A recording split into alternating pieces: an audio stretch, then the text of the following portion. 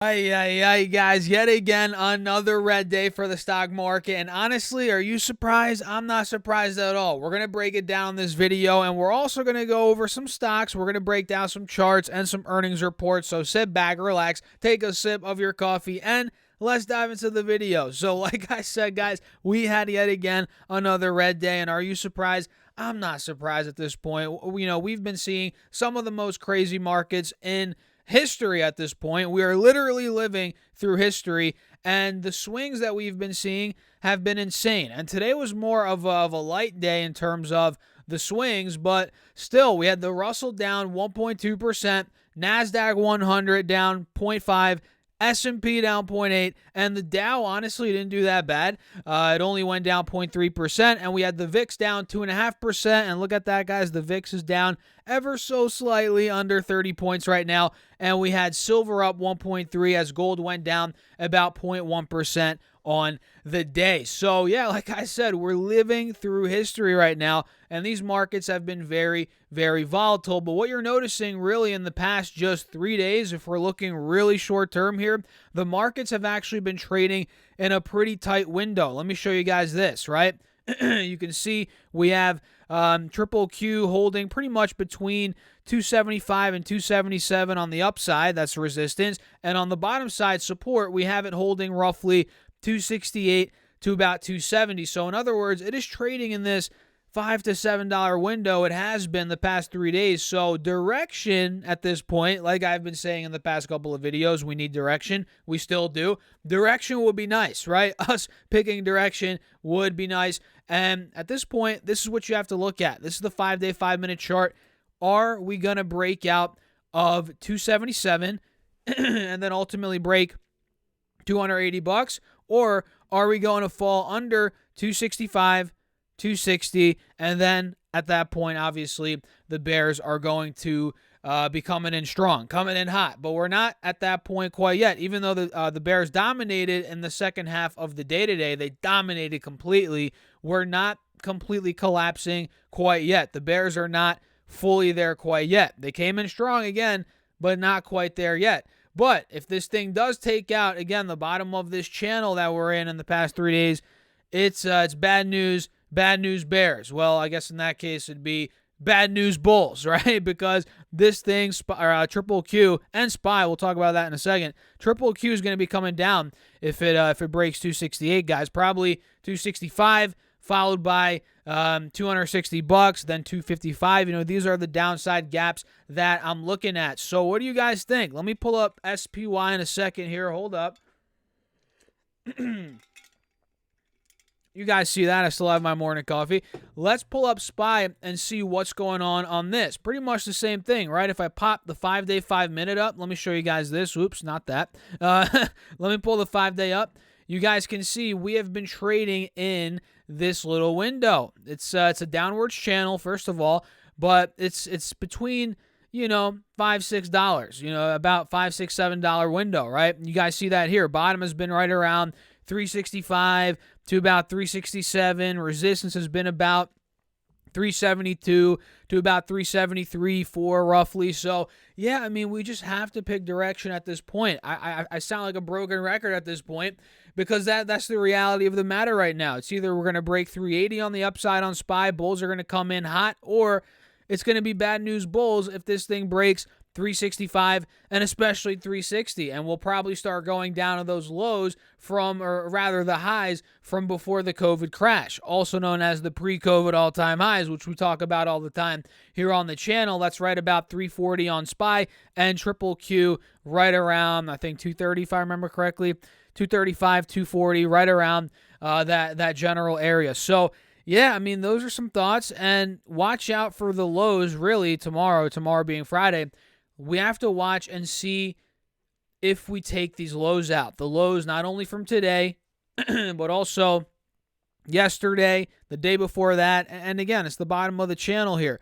If we get selling under 267, I'm telling you guys, that's not good for the bulls at all on triple Q here. And SPY, if it breaks under, let's say, I'm trying to hammer this into your heads, 365, not going to be good. So that's what I'm watching for tomorrow morning. No doubt in my mind, that's the first thing that I'm really paying attention to. So what do you guys think? Let me know your thoughts in the comments as always. And if you haven't done so already, hit that like button. Make sure to subscribe. And by the way, I started a second channel called Stas Talks Money. I think we're about 5 subscribers away from 100 subscribers. Let's get that channel to 100 subscribers. Link down below. I actually have a Dave Ramsey video on there that's taken off a little bit. Well, I mean, not really. It's at 1,100, 1,200 views. But for a channel I just started, the algorithm's picking it up, and a lot of people are hating in the comments. I kind of hit the Dave Ramsey pocket of the YouTube algorithm, and people are freaking out in that comment section. Go watch that video. Let me know your thoughts on that video if you go check it out. So with that being said, let's talk about crypto. Let's pull up crypto here and see what is going on. I think we haven't talked about it in a couple of days. Let's see what's going on here. So right now, excuse me, by the way, guys. Again, my throat's been hurting me the past day or two. We're trying to get over it. We're rocking and rolling. Right here we have Webull, and you can see Bitcoin right now is at $19,000. Nothing crazy. Really has been roughly where it has been. You know, this has been consolidating for a good couple of weeks. It still is. It still is, guys. At this point, it needs to pick direction. So it's down about 0.4% on the day. Nothing crazy, about $80. And you can see, again, it's been holding about 18.5, 18,000, 19.5, 20,000, that little $15,000, $2,000 window. That's where it's been trading these past couple of weeks. And until we break in either direction, I'm not going to be confident in either direction on Bitcoin. I'm just not. Because again, there's no reason to buy it here and gamble on the breakout. We might as well just wait to see if it even breaks out, first of all, right, to begin with. So, yeah, Bitcoin is just flat, boring, down a little bit, nothing crazy. And Ethereum, pretty much the same. If I pull it up and show you guys, Ethereum is down a little bit, about $2 right now, 0.1%. And you're noticing it is still holding 1280, 1300, right around this trend line that I've drawn out. And we also have a descending triangle. You guys see that? I think I mentioned this in my last video where I talked about Bitcoin, Ethereum. They're both both in descending triangles. You guys see that? It is clear as day. So what do you guys think? Drop me some thoughts in the comments. Are you bullish on crypto? Bearish? Honestly, let me know your thoughts in the comments. As always, this is what I'm seeing. It's just been flat out boring. Consolidation the past month.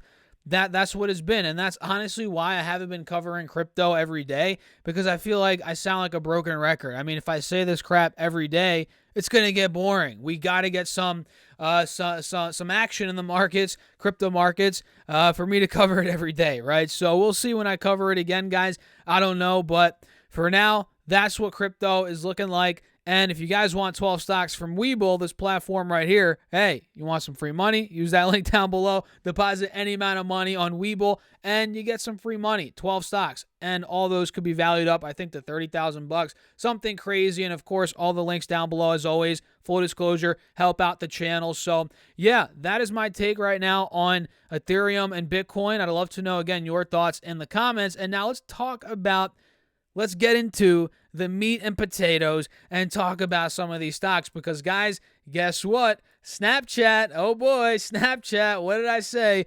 This stock is probably the most volatile stock that at least I track around earnings season, and, well, it's volatile again. Let's pull it up and talk about it, because they did not, the earnings were decent, the numbers, right?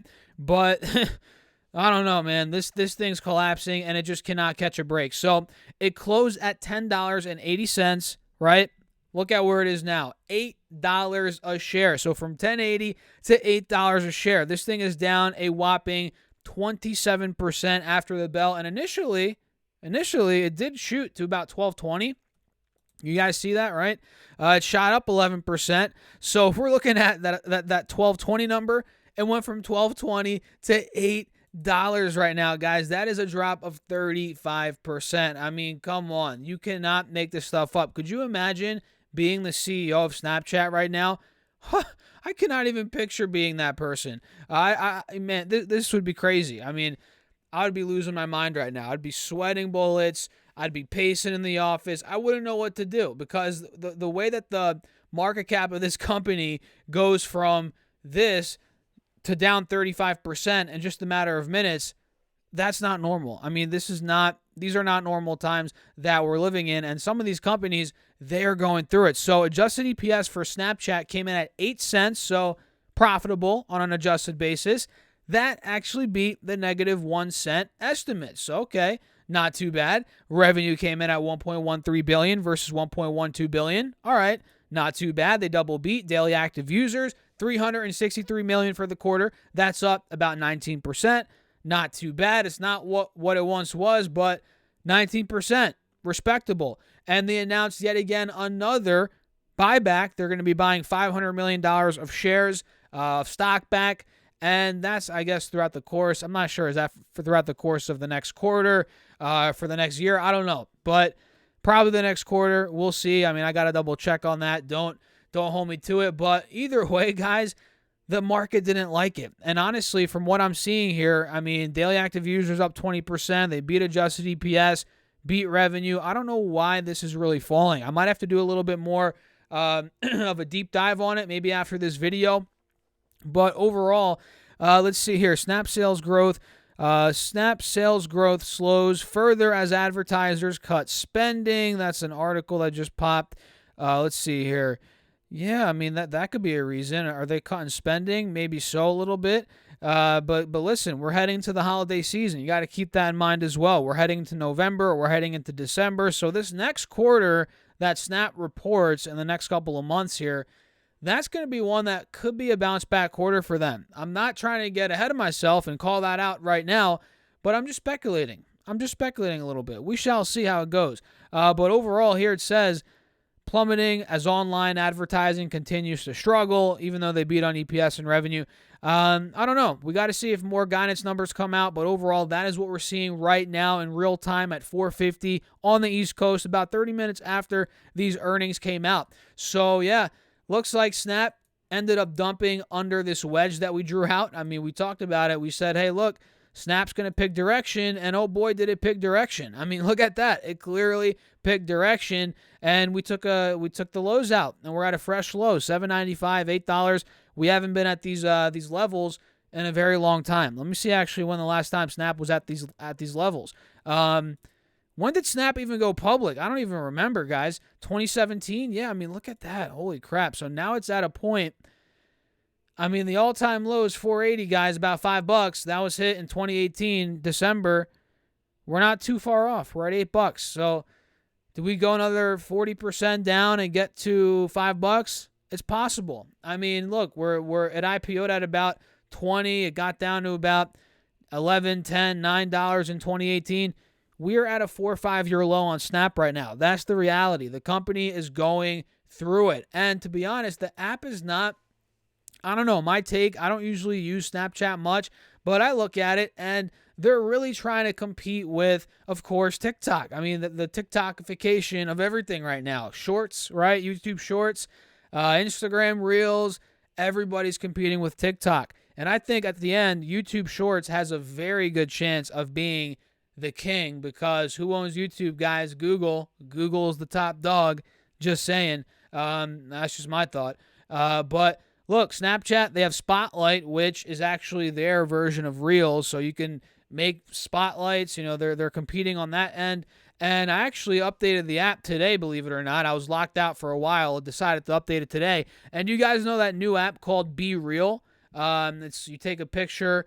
It's like a selfie, but it also uses the back side of the camera as well. Snapchat, their update has that too. So I'm not saying that that's going to be anything big. I mean, for all we know, Be Real is it's going to be gone in 2 months. I mean, it's probably just a hype. Who knows? But they're coming out with the feature that's, I guess, competing with that right now. And that might knock Be Real out. Probably not. I mean, it's a little bit different. I'm not saying for sure, but I don't know. I'm just speaking on the app. I think the user, the user face, really the user interface rather, the customer base, Gen Z, young kids, these kids love Snapchat. I'm telling you guys. And I don't see it going anywhere. So I feel like it could be a turnaround story in the next couple of years.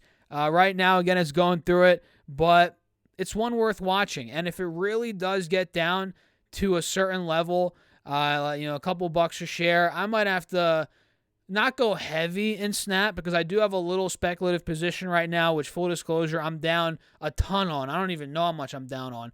It's at this point a ton.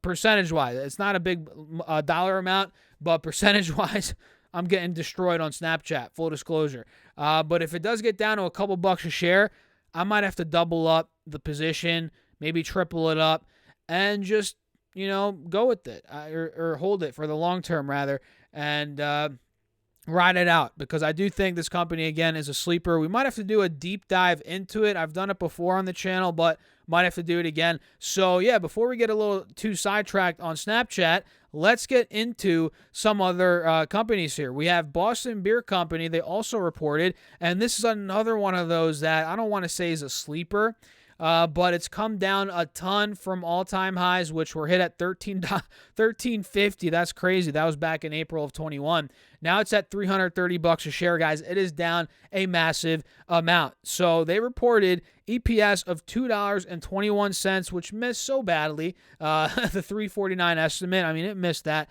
very badly. But revenue came in at $596.45 million versus $574.39 million estimated. So they beat revenue, missed EPS, and at this point, this stock has come down so much, I don't think it's going to come down even more. I mean, I think I ran a dollar, or what's it called? I was about to call it a dollar cost average, a discounted cash flow, and I found the fair value of this based on my assumptions, and this was a while ago, based on my assumptions was right around like 250, 300. I mean, we're here now. I don't think it's going to get much lower. Sure, it could. It always could. But at this point, Boston Beer Company, it might be a steal long term, honestly. And I used to own it. You guys probably remember this, maybe not, but I used to own it, and I sold out of it a while ago. This is probably over a year ago. And good thing I did that, because it's come down a lot from where I owned it, and I made a little profit on it, by the way. And at this point, I'm considering getting back into it. So, yeah, Boston Beer Company, not too bad. We also had American Airlines today. They ended up doing 69 cents versus 31 cents in EPS. Revenue came in at $13.5 billion versus $13.25. So not bad. The stock went down 4% on the day, and they reported in the morning, guys, and it looks like they're down a little bit after the bell as well. So that's interesting. American Airlines, what we have right here is a descending triangle. You guys see that? Lower highs for months. Clear support at $12.50 for months. We're either going to break out towards $14-15, or we're going to collapse under $12.50, which obviously that would not be good at all for the bulls. So let's pull up NUE, Nucor. They also reported today, and they did $6.50 versus $6.69 estimated on revenue of $10.5 billion versus $10.03 billion estimated. So they missed EPS, beat on revenue, and the stock chart does not look that attractive. Quite honestly, this looks like a descending triangle like American Airlines. So we're either going to break out of 125, 130, or the descending triangle is going to play out, which I believe by the looks of it's more likely, and this will end up dumping back towards $105, and ultimately, if the descending triangle plays out, it'll take out $105. So we also had Dow Inc. report. Let's pull that up. EPS of $1.11 versus $1.27 estimated on rev of $14.12 billion versus $13.28 billion. So missed EPS, beat revenue, stock does not look good chart-wise. I mean, it looks like, yet again, another descending triangle. You're noticing the pattern, right? We've been spotting a lot of descending triangles on this YouTube channel lately, guys, in terms of just different stock charts that we've been tracking. And this is another one. I mean, they did all right. They beat revenue. EPS missed, but again, they beat revenue, which at least one of them beat. And the stock chart does not look good at all. I mean, it's up a little bit after the bell, but Nothing crazy, nothing to write home about. So the last stock for this video, well, I guess there's a couple more, but the last stock that reported earnings is Philip Morris. They went down about, 1.7, almost 2% on the day. Adjusted EPS came in at $1.53 versus $1.37 on revenue of $8.03 billion versus $7.42 billion estimated. And I used to own Altria. I'm not sure if you guys remember that, but I used to own it. I talked about it for the dividend, and I kind of changed my not that I changed my investing strategy, but I kind of got rid of a bunch of dividend stocks that I own because of the they're not the best for taxes, for tax purposes, right? If you own dividend stocks in a Roth IRA or a retirement account, generally speaking, that is fine, right? Roth IRA, for example, you don't pay taxes on dividends. That's fine. But let's say you have a taxable account, which I had a lot of dividends in a taxable account. You're going to be paying, well, first of all, the company pays taxes. Then they give the dividend to you. You pay taxes, so it's double taxation. It's not efficient. And honestly, I'd rather, for the most part, with my individual stocks that I'm holding in my taxable account, I'd much rather just hold growth stocks or companies like Google, for example, Alphabet, stuff like that. I'd much rather own that as opposed to a lot of dividend stocks for the tax reasons, right? It's, we're not going to get into that in this video, but for those of you that know, you know what I'm talking about, and maybe I'll make a video on this moving forward. So yeah, Philip Morris, I would own it if I did own it. I would own it in a Roth IRA or something like that, retirement account. And lo and behold, we have a descending triangle. What else is new, right? So be careful, keep your eyes on that. And we'll see how it goes over the next couple of days. So tomorrow, guys, we have two companies. Well, a lot of companies are reporting, but the two that I'm focusing on are AXP, which is American Express. They report tomorrow morning. And we also have Verizon. So keep an eye on those two. Verizon, and mind you, we had AT&T report today, which I covered, I believe, in my earlier video. I did, right?